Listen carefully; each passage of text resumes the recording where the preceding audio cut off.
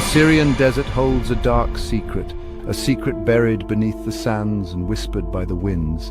It is a tale of unimaginable suffering, a story that echoes through time and space, reminding us of the fragility of human life.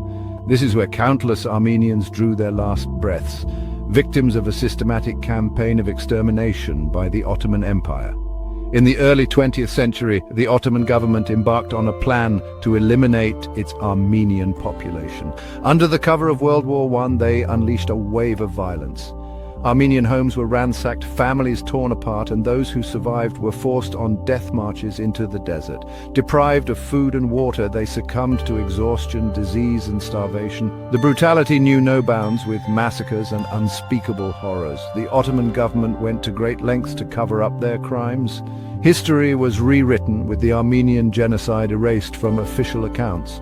Eyewitness accounts and foreign diplomats chronicled the unfolding genocide. Archives provide irrefutable evidence of the genocide. The Armenian genocide stands as a reminder of the human capacity for cruelty and the consequences of unchecked nationalism.